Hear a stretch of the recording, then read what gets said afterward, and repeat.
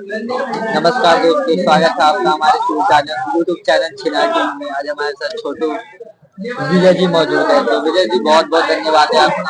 तो आप बताइए कि आपकी जो पहली मोहब्बत थी वो कितनी क्यूट थी? आप उसका अनुमान एक चांद के टुकड़े से लगा सकते हैं। चांद का टुकड़ा? अच्छा। मतलब उससे मेरी पहली बार मुलाकात 10वीं में ट्यूशन में लगी थी। मतलब आप पहले कोचिंग भी जाते थे? हाँ, हम कोचिंग जाते थे और हम फेमस हुए उसके मोहब्बत से। उस इंस्टीट्यूट में विजय संघ आकृति।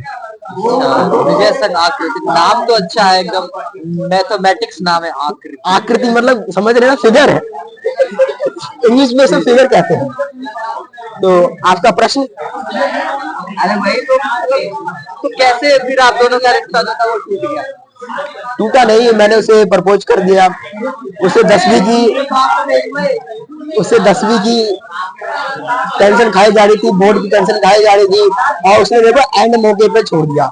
और इस चक्कर में मेरी 10वीं की रिजल्ट खराब हो गई। मेरा मन था पीसीबी लेने का, मेरा मन था फिजिक्स केमिस्ट्री मैथ्स पढ़ने का, बायोलॉजी पढ़ने का। मुझे डॉक्टर बनना था, मुझे मेडिकल लाइन में जाना था। और उसके चक्कर में मैं कहा इतिहास के चक्करों में फंस गया। इतिहास राजनीति पढ़ने के चक्कर डाउनफॉल हुआ वो कहाँ से? क्योंकि हम जब लोगों से सीखते जी जी पूछते हैं और जब हमें मालूम चलता है कि एक टाइम में जो विजय थे वो बहुत महारथी हुआ करते थे, हर युद्ध में इनकी वो गाई जाती गरिमा गाई जाती थी। तो ऐसा है कि 10वीं में मेरे मिड टर्म और प्री बोर्ड में इतने अच्छे नंबर थे कि टीचर भी मुझे सैल्यूट करते थे मैथ्स के लिए। मतलब मैथ्स के लिए मैं फेमस था। मैं मैथ्स क्विज में, जो मैथ्स का जो होता है ना क्विज, उसमें मेरे बहुत अच्छे पॉइंट्स आए थे। मुझे उसका फर्स्ट का सर्टिफिकेट भी मिला। पर 10वीं के प्री बोर्ड के बाद उसने मेरे को ऐसा गम दिया कि जिसे मैं झेल ना सका। और मैं नहीं, इसके साथ साथ मेरे टीचर भी इस गम को झेल ना सकते थे, क्योंकि उनका मेरे चक्कर में मेरे साथियों का भी रंग गिरा। क्योंकि मैं ही अपने क्लास को चीटिंग कराता था। और उससे सोनिया मैम का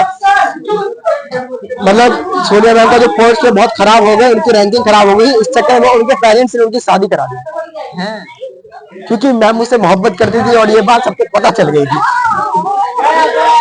और ये सिस्टम को भी मैं झेल नहीं पाया। देखिए ये बात तो दम नहीं। अच्छा, दूसरा प्रश्न। जी जी बिल्कुल।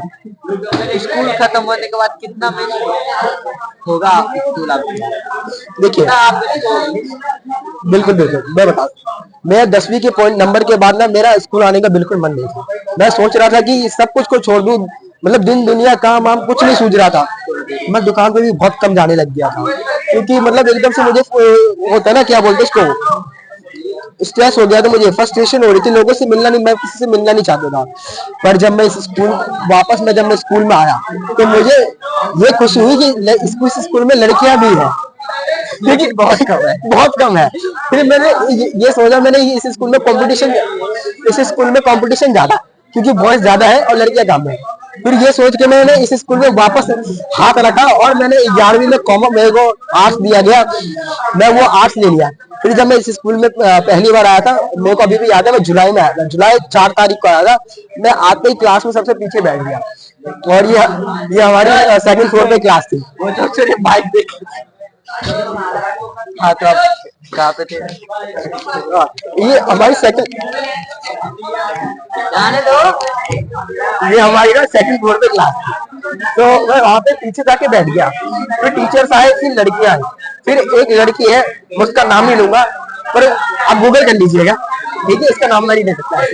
तो वो मेरे आंखों को भाग गई। मैं इसलिए उसके चक्कर में आगे मैं सोचा रेगुलर स्कूल आऊँ। मैं रेगुलर स्कूल आया, फिर मुझे इसके बारे में कुछ गुप्त बातें पता चली, जैसे मैं और कैमरा नहीं बोल सकता, क्योंकि वो लड़की हमारे स्कूल में पढ़ती है और उसकी बहन पास आउट हो चुकी है। ये नाम में मैं नहीं लूंगा। आप इतना समझिए। क्या होता है, कभी कोई समझदार के लिए इशारा काफी। जी जी बिल्कुल। फिर उसके लिए मैं फिर रेगुलर क्लासेस करी। फिर मैं उससे मेरा मन हट गया, क्योंकि उसके बारे में गुप्त बातें मुझे पता, उसके बारे में कुछ गुप्त बातें मुझे पता चली, मेरा मन हट गया। फिर उसके बाद मैंने फिर 12वीं में मैंने कम स्कूल आने लग गया।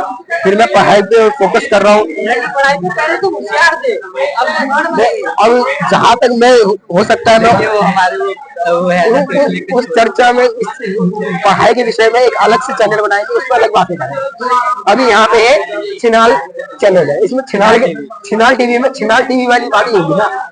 हाँ, तो उसके बाद हमें कैसे ना कैसे करके मुझे ये भी नहीं पता चला, मैंने 11वीं में पढ़ाई नहीं करी और मैं 12वीं में पास होके आ गया। और अब मुझे टेंशन इस बात की है